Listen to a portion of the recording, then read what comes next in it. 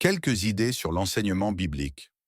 Dans Colossiens 1, 28, nous lisons: C'est lui que nous annonçons, exhortant tout homme et instruisant tout homme en toute sagesse, afin de présenter à Dieu tout homme, devenu parfait en Christ. Le principal but de l'enseignement biblique demeure la maturité du croyant en Christ. Le terme parfait dans la langue originale a le même sens que maturité. Le croyant mature vit quotidiennement sous la direction du Saint-Esprit. Cela s'appelle plénitude.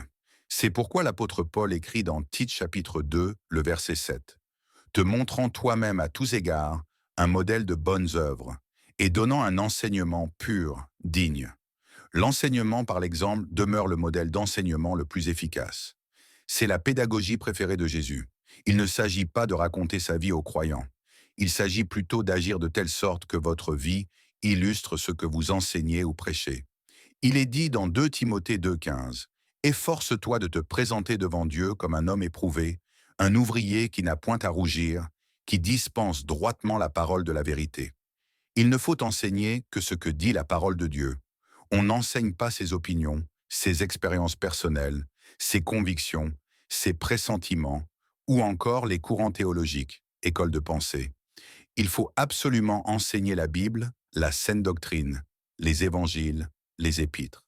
Dans cet ordre d'idées, l'apôtre Jacques ajoute: « Mes frères, qu'il n'y ait pas parmi vous un grand nombre de personnes qui se mettent à enseigner, car vous savez que nous serons jugés plus sévèrement. » Jacques 3, 1. En résumé, l'enseignement biblique est une lourde responsabilité, car il exerce un impact profond sur la vie des auditeurs. La persévérance, la croissance et la maturité du croyant est directement liée à l'enseignement. C'est pourquoi celui qui enseigne doit bien connaître la matière qu'il enseigne selon Actes 18, 24, 26.